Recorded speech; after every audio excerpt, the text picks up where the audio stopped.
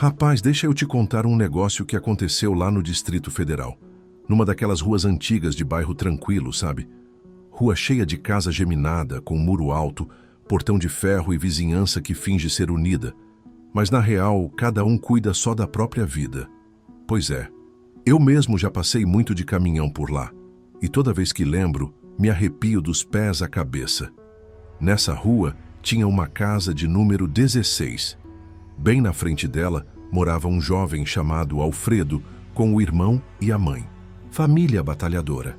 Dessas que se viram com pouco, mas carregam o peso das contas e das preocupações todo santo dia. A mãe já estava cansada da vida, precisava de um exame caro, e eles não tinham de onde tirar aquele dinheiro. Na tal casa, 16 morava um casal de idosos. Seu Virgílio e Dona Magda. Gente discreta, quieta, nunca dava problema para ninguém. Sempre com o portão coberto de plantas, flores meio murchas, folhas caindo. Não faziam festa, não gritavam.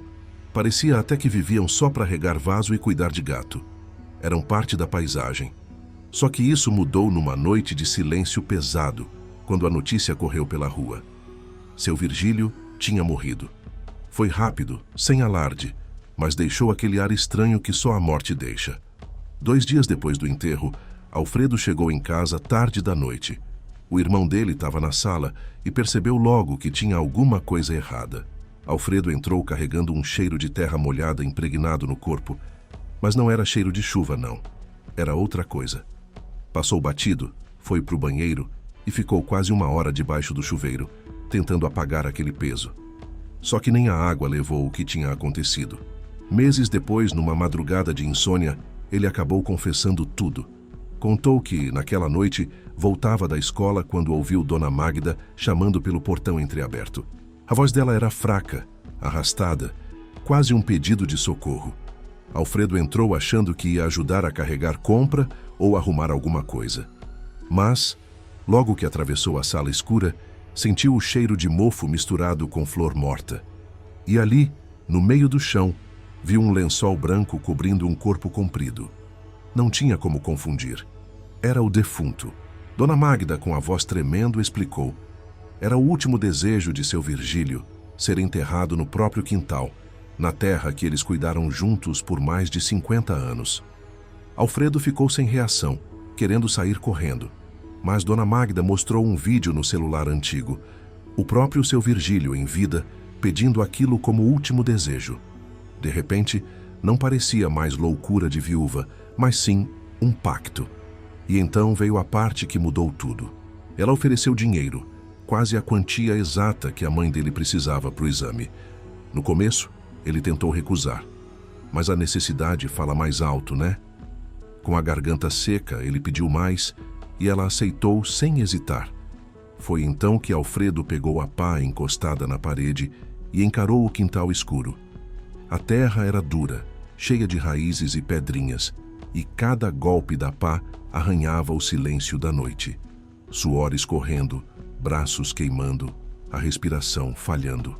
Ele cavou por horas até abrir uma vala funda, quase do tamanho dele. Na hora de arrastar o corpo, sentiu o peso diferente da morte. Mesmo magro, seu Virgílio parecia pesar o mundo inteiro. No degrau que dava para o quintal, a cabeça bateu seco no concreto. O som ecoou no ouvido de Alfredo, mas Dona Magda fingiu não perceber. No fim, empurraram juntos o corpo para dentro da cova. As primeiras pás de terra caindo sobre o lençol branco foram o pior momento. O barulho da terra abafando os contornos do corpo grudou na mente dele. Primeiro cobriu os pés, depois as pernas, até que só restou um monte escuro nivelado no chão. Dona Magda suspirou e entregou um envelope grosso de dinheiro. A mão dela era fria como pedra. Alfredo pegou, virou as costas e foi embora, sem olhar para trás. Naquela madrugada, ele chegou em casa destruído. O cansaço não era físico, era da alma. Mas a vida seguiu. Pagaram o exame da mãe, e por alguns dias parecia que tudo ia voltar ao normal. Só que coisa feita na escuridão nunca fica escondida por muito tempo. E foi aí, meu amigo, que começou o verdadeiro tormento do Alfredo. Pois bem, companheiro, os dias passaram, e parecia que a vida ia entrando nos trilhos de novo. A mãe de Alfredo fez o exame. O resultado não era dos melhores, mas pelo menos o tratamento podia começar. Só que, apesar da melhora em casa, dentro do Alfredo tinha uma sombra crescendo. Ele andava calado, dormindo mal, sempre olhando para o nada como se tivesse deixado um pedaço da alma lá naquele quintal. Até que, numa quinta-feira à noite, a campainha tocou. A mãe dele foi atender e quem estava na porta era a própria Dona Magda. A mulher parecia outra. Cabelo desgrenhado, um xale mal jogado sobre os ombros, os olhos fundos como quem não dormia fazia dias. Ela perguntou baixinho se Alfredo estava em casa, dizendo que precisava falar com ele com urgência. A mãe explicou que o rapaz já estava deitado. Mas Dona Magda hesitou, olhou para dentro, como se quisesse puxar ele pela força do pensamento. Acabou indo embora, andando rápido pela rua mal iluminada. Alfredo, que tinha escutado a conversa, saiu pelos fundos e correu atrás dela. Encontrou a velha no meio da quadra, parada sob a luz fraca de um poste. O rosto dela parecia transtornado, os olhos esbugalhados. Quando ele perguntou o que tinha acontecido, a resposta foi um sussurro que gelou até os ossos dele. É o meu Virgílio. Desde a noite em que você o enterrou, eu o escuto. Alfredo tentou se convencer de que era delírio de luto, mas Dona Magda insistiu. Disse que nas primeiras noites ouvia como um gemido baixo, depois foi ficando mais forte até virar choro de criança. E às vezes, no silêncio da madrugada, parecia até que unhas arranhavam a terra debaixo do quintal. A mão ossuda dela agarrou o braço de Alfredo com uma força que não combinava com aquela fragilidade. Os olhos dela pediam ajuda e desespero ao mesmo tempo. Alfredo sentiu a espinha gelar, mas respondeu firme. Não volto lá. Só que Dona Magda, com a calma de quem já sabe o preço do medo, fez outra proposta. Abriu a bolsa e disse, eu te dou 6.000. Naquele instante, Alfredo sentiu o coração bater forte.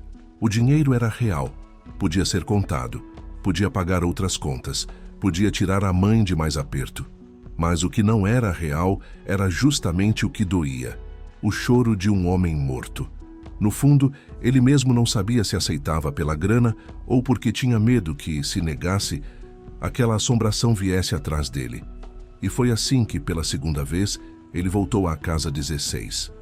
O quintal estava mais escuro, como se as sombras tivessem se multiplicado. Dona Magda não estava mais sentada em cadeira de plástico. Ficava em pé, encostada na porta, segurando uma lanterna que tremia junto com a mão. Alfredo pegou a pá de novo. A terra parecia mais leve dessa vez, mas não por ser fácil de cavar. Era como se tivesse sido mexida por alguém ou por alguma coisa.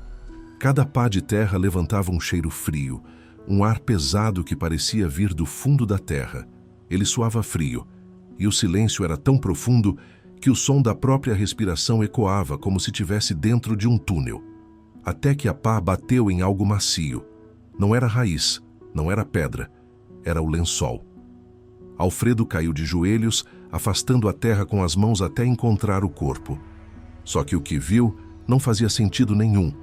O corpo de seu Virgílio estava de bruços. Na primeira vez, ele tinha deixado o velho de barriga para cima. Ele lembrava cada detalhe, inclusive do rosto coberto pelo lençol antes de jogar a primeira pá de terra. Um cadáver não se vira sozinho debaixo de metros de terra. Era impossível, mas estava ali, diante dele. As pernas de Alfredo bambearam. Ele quase caiu dentro da cova. Dona Magda, do lado de fora, perguntou o que tinha acontecido. Quando ele respondeu que o corpo estava virado, um silêncio sufocante tomou conta do quintal. E então, com uma calma assustadora, ela disse: "Desvire ele, meu filho. Só isso. Ele só quer ficar confortável." O coração de Alfredo disparou. A ideia de entrar ali e de tocar de novo naquele corpo era insuportável. Mas ele respirou fundo e desceu para dentro da vala. O ar lá embaixo era gelado, com um cheiro adocicado de coisa podre que grudava na garganta. O corpo estava duro, rígido como pedra. Alfredo encaixou as mãos sob o ombro do defunto e fez força, tentando virar. Foi nesse momento que sentiu no tornozelo uma pressão firme. Não era terra cedendo, não era raiz. Era a sensação nítida de dedos se fechando em volta da perna dele. E foi aí que o terror começou de verdade. Naquela hora, Alfredo não teve dúvida. O que segurava o tornozelo dele não era raiz, nem pedra, nem terra. Eram dedos. Dedos frios, firmes, agarrando a perna dele lá no fundo da cova. O grito saiu seco, um som rasgado que pareceu morrer no meio da garganta. A lanterna de Dona Magda tremia na beira do buraco, e o rosto dela, pálido, assistia tudo como se já esperasse aquilo acontecer. Alfredo se debateu feito peixe fora d'água. Tentava chutar, se soltar daquela pressão gelada que não largava. O coração batia tão forte que parecia que ia explodir dentro do peito. E no meio do desespero, ele ouviu um som abafado, um murmúrio baixo, gorgolejante, vindo do corpo que estava debaixo dele. Não era vento, não era imaginação. Era como alguém tentando falar sem ar. Com uma última força, Alfredo empurrou o corpo, conseguiu virar o defunto de costas. E nesse movimento, a pressão no tornozelo sumiu. O rosto de seu Virgílio ficou voltado para o céu escuro, e mesmo coberto de terra úmida parecia carregar uma expressão que não tinha nada de natural. Ofegante, Alfredo se arrastou para fora do buraco, unhas cheias de terra, corpo tremendo. Dona Magda não se aproximou. Só perguntou com aquela voz fraca: "Acabou?" Ele não respondeu. Pegou a pá e começou a jogar terra de volta, rápido, desesperado, como quem queria apagar um erro antes que fosse tarde demais. Foram horas até o quintal voltar ao normal, mas dentro do Alfredo nada ficou normal. O suor escorria gelado, a vista escurecia, e quando terminou, ele mal conseguia segurar a pá. Dona Magda estendeu outro envelope pardo, ainda mais recheado que o primeiro. Ele pegou sem olhar, virou as costas e foi embora. Naquela madrugada, o ritual se repetiu. Alfredo entrou em casa sem falar nada, foi para o chuveiro, deixou a água cair como se quisesse lavar a alma. Mas dessa vez, saiu diferente. Não parecia só cansado, parecia mais velho, com o olhar apagado, como se tivesse deixado parte dele naquela cova. No fim de semana, tentando disfarçar, ele convidou a mãe e o irmão para almoçar num restaurante melhorzinho. Coisa rara para a família. Na mesa, ergueu um copo de suco e brindou. Ao seu Virgílio. A mãe e o irmão não entenderam, mas brindaram junto. Só que, para o Alfredo, aquele brinde era para o fantasma sentado à mesa, bancando a conta com dinheiro que não cheirava a nada, além de terra e medo. Os anos passaram. A família se mudou, Dona Magda vendeu a casa e desapareceu. Mas o quintal da casa 16 nunca saiu da cabeça do Alfredo. Hoje ele é adulto, tem emprego, vida ajeitada. Mas as marcas estão lá. Ele nunca pisa na grama descalço, nunca. Em churrascos de família, fica sempre no cimento, longe da terra. E quando precisa passar por ruas de casas com jardins grandes, prefere dar a volta, nem que tenha que andar mais. O irmão dele diz que às vezes pega Alfredo parado, olhando para o nada, como se ainda sentisse o toque frio daqueles dedos no tornozelo. Como se em silêncio ele ainda ouvisse o murmúrio abafado debaixo da terra. E o mais assustador é que Alfredo nunca falou de novo no assunto. Nunca. Mas carrega aquele olhar apagado até hoje. E eu vou te dizer uma coisa, parceiro. Tem coisa que dinheiro nenhum do mundo paga. Pois então, meu amigo, o tempo foi passando, mas o que Alfredo viveu naquela casa 16 nunca saiu de dentro dele. Sabe quando o corpo está presente, mas a cabeça volta sempre para o mesmo lugar? Pois é, parecia que o rapaz ficou preso naquela cova para sempre. Ele seguiu a vida, conseguiu emprego, ajudou a mãe, estudou, construiu caminho. Mas certas marcas não somem, só ficam escondidas debaixo da pele. Eu mesmo, que já rodei estrada para todo canto desse Brasil, sei bem que tem lembrança que nem o asfalto mais longo consegue apagar. Alfredo, por exemplo, nunca mais conseguiu encostar o pé descalço na terra. Nem na beira da praia, nem num quintal de parente, sempre de sapato, como se o chão fosse puxar ele de volta para o fundo. Teve vezes em que a família se reunia para churrasco, música alta, criançada correndo. Mas Alfredo ficava sempre quieto, sentado no canto, no cimento, sem chegar perto da grama. O povo achava que era frescura, mas eu sei que não. Ele não queria sentir de novo aquela sensação da terra fria no tornozelo, nem o peso daqueles dedos que podem ou não ter estado lá. E o mais estranho é que de vez em quando passava em frente a certas ruas do Distrito Federal, Alfredo mudava o caminho de propósito. O irmão dele percebeu. Eram sempre ruas com jardins grandes, árvores no portão, terra demais à vista.